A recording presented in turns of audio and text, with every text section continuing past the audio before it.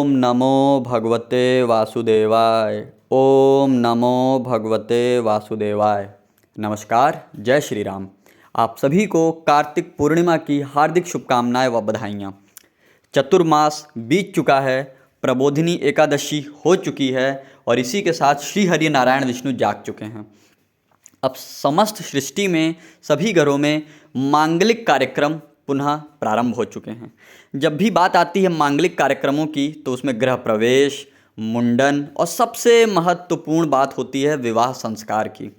तो कब होगा विवाह, कैसे होगा विवाह, कैसे देखें कि विवाह का समय कब आने वाला है, या कौन सा विवाह का श्रेष्ठ समय है, या कुंडली के किन भावों से विवाह को देखें, इन सभी सवालों का जवाब आज आपको आपके इस वीडियो में मिलेगा।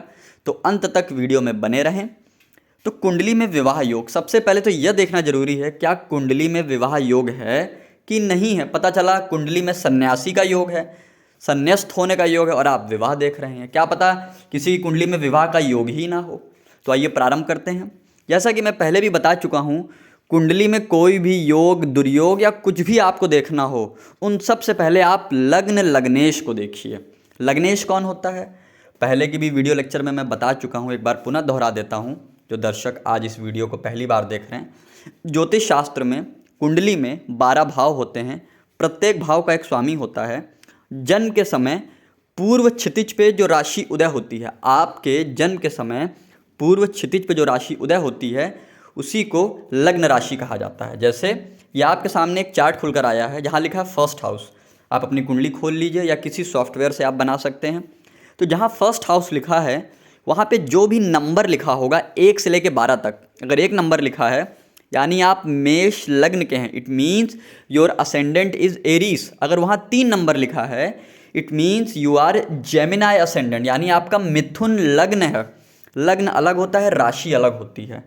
कुंडली में चंद्रमा जिस भाव में बैठेगा, जैसे मान लीजिए चंद्रमा तुला में बैठ गया यानी कि लीब्रा, यानी 7 नंबर, लीब्रा का नंबर क्या होता है 7, तो यानी आपकी तुला राशि हुई। राशि या चंद्र राशि का मतलब होता है कुंडली के जिस भाव में चंद्रमा बैठेगा। और लग्न क्या होता है, आपकी कुंडली के पहले भाव का स्वामी। तो ये आपकी स्क्रीन पे हर भाव को मैंने दिखाया है। अब समझते हैं काल पुरुष की कुंडली क्या होती है। ज्योतिष शास्त्र में नैसर्गिक कुंडली यानी जहाँ से राशियों की गणना हम प्रारंभ करते हैं। भाई आपके मन में सवाल होगा ना कि हम वृषभ को पहले माने कि मेष को पहले माने। तो उसका प्रारंभ, जो इसकी गणना का जो शुरुआत होती है वो होती है मेष राशि से, और ये मेष से लेके मेष, वृषभ, मिथुन से होते हुए मीन तक जाती है। काल पुरुष की कुंडली इसलिए महत्वपूर्ण है, अपने दिमाग में ये बैठा लीजिए कि काल पुरुष की कुंडली में किस भाव में कौन सी राशि आती है। जैसे आपके सामने स्क्रीन पे ये काल पुरुष की कुंडली है। अब देखिए यहाँ सप्तम भाव में नैसर्गिक रूप से 7 नंबर यानी कि शुक्र की राशि तुला आती है। काल पुरुष की कुंडली में नैसर्गिक रूप से सप्तम भाव में शुक्र की राशि आती है। यानी कि अगर नैसर्गिक रूप से हम देखें तो विवाह का कारक हम किसको मान सकते हैं, शुक्र को। ठीक है, आगे हम इसको समझेंगे। कई लोग कहते हैं पुरुषों के लिए शुक्र और स्त्री के लिए गुरु या मंगल, तो ये एक अलग का विषय है, इस पर भी चर्चा करेंगे। पर अभी हम काल पुरुष की कुंडली की बात कर रहे थे। अब विवाह कब होगा ये कैसे देखें, तो कुंडली खोल लीजिए, दशाओं को खोल लीजिए। सप्तम भाव के स्वामी की, यानी सप्तम भाव में जो राशि लिखी है उसके राशि का जो स्वामी है उसकी जब भी दशा, अंतर, प्रत्यंतर उसमें, या सप्तम भाव में जो ग्रह बैठे हैं उनकी दशा, अंतर, प्रत्यंतर में सप्तम भाव पे जिस मजबूत ग्रह की दृष्टि है, अब आप कहेंगे मान लो 2-3 ग्रहों की दृष्टि है, तो जो उनमें सबसे महत्वपूर्ण है उसकी दृष्टि में विवाह या उसकी दशा अंतर में विवाह होता है। अच्छा, विवाह के लिए महत्वपूर्ण तत्व हमेशा याद रखिए, ज्योतिष शास्त्र में कुछ भी आपको देखना है तो भाव, भावकारक और भाव में कौन सा ग्रह बैठा है। जैसे मान लीजिए हम सप्तम भाव की बात करें पुरुष के लिए, तो सप्तम भाव का कारक कौन है, शुक्र। अब सप्तम भाव में कौन सा ग्रह बैठा है, सप्तम भाव में कौन सी राशि है, किन ग्रहों की दृष्टियाँ पड़ रही हैं, यह सब देखना बहुत अनिवार्य है। अब जैसे आपके सामने ये जो कुंडली है D1 यानी कि लग्न चार्ट, ये सिंह लग्न की कुंडली है।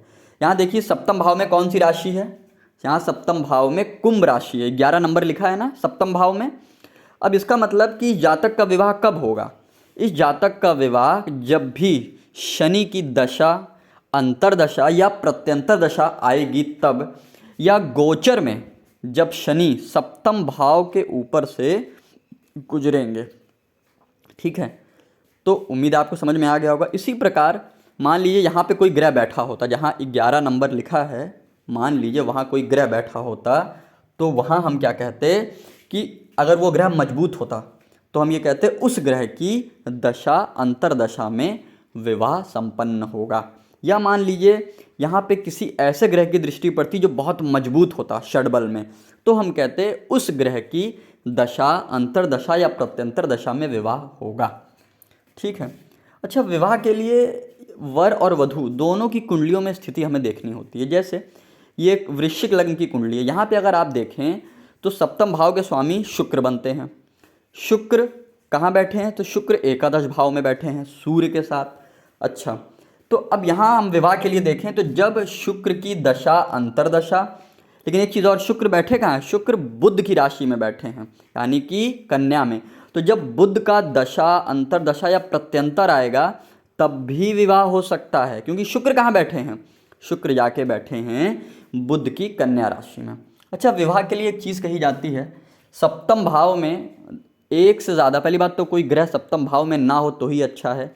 एक तो ये मारक स्थान भी होता है और बादकेश भी बनता है, तो सप्तम भाव खाली हो तो अच्छा है। परंतु यदि सप्तम भाव में कई सारे ग्रह बैठ जाएं, भगवान ना करे किसी कुंडली में 2, 3 या 4 ग्रह बैठ जाएं और उसी में कहीं राहु केतु की दृष्टि पड़ जाए, तो विवाह होने में देरी होती है, विलंब होता है, या कई बार तो विवाह होकर टूट जाता है या विवाह नहीं होता है। अच्छा, कुछ विशेष बातें। अब आप लोग कहेंगे आपने दृष्टि की बात तो बता दी, अब मान लीजिए शनि की दृष्टि पड़ रही है, मंगल की दृष्टि पड़ रही है, तो इससे देखिए बड़ा नुकसान होता है, परंतु इसके कुछ अपवाद भी हैं। अब मान लीजिए शनि आपकी कुंडली में कारक हैं, जैसे वृषभ लग्न है, तो क्या शनि विवाह नहीं कराएंगे? नहीं, ऐसा नहीं है, विवाह कराएंगे। हाँ, मनमुटाव हो सकता है, विलंब से हो सकता है। सिंह लग्न की कुंडली है, अब मंगल एक पापक ग्रह है, कहते हैं पापक ग्रहों की दृष्टि अगर सप्तम भाव पे पड़े तो ये दाम्पत्य के लिए अच्छी बात नहीं है। परंतु अब सिंह लग्न और कर्क लग्न के लिए मंगल विशेष कारक ग्रह हैं, तो क्या विवाह नहीं करवाएंगे? बिल्कुल कराएंगे। अब मान लीजिए आपका लग्नेश ही पापक ग्रह है, तो क्या विवाह नहीं कराएंगे? मान लीजिए मेष लग्न की कुंडली है, वृश्चिक लग्न की कुंडली है और लग्नेश एक पापक ग्रह होकर सप्तम भाव को देख रहा है, तो क्या विवाह नहीं होगा? जी विवाह होगा। दिक्कतें हो सकती हैं, विलंब से हो सकता है। बाकी कुंडली में गुरु और शुक्र की स्थिति अति महत्वपूर्ण होती है। मैंने हमेशा कहा कि गुरु और शुक्र दोनों की स्थिति वर की कुंडली में भी, वधु की कुंडली में भी देखिए, और लग्न में भी देखिए, नवांश में भी देखिए, कारकांश में भी देखिए, और दोनों की दशाएं भी देखिए। अगर दोनों की दशाएं विपरीत हैं, दोनों की दशाओं में सामंजस्य नहीं है, अब मान लीजिए सिंह लग्न की कुंडली में शनि की दशा चल रही है जो सप्तम के स्वामी बनते हैं और साथ ही अष्टम के भी स्वामी हैं, और कमोबेश लड़की की कुंडली में भी ऐसा हो जाए कि सप्तम या अष्टम के स्वामी की दशा चल रही हो, तो दाम्पत्य में बहुत दिक्कतें होती हैं। तो इसलिए दशाओं को भी देखना बहुत ज़रूरी होता है कि वर और वधू की कौन सी दशाएं चल रही हैं। हमेशा क्यों, दाम्पत्य जीवन 1 या 2 दिन का खेल नहीं है, पूरे जीवन की बात है। तो गुण मिलान अष्टकूट मिलान तो अपनी जगह हैं ही, लेकिन उन सब से महत्वपूर्ण प्रथम दृष्टया सबसे पहले कुंडली में गुरु की स्थिति, शुक्र की स्थिति और सप्तम भाव में जो राशि लिखी है उसके स्वामी की, यानी सप्तम भाव में मान लीजिए जो भी राशि है, जो भी सप्तम भाव का स्वामी है, उसकी स्थिति देखिए। कहाँ देखना है? लग्न कुंडली में, नवांश में और कारकांश में। मिलते हैं अगले लेक्चर में। जय श्री राम।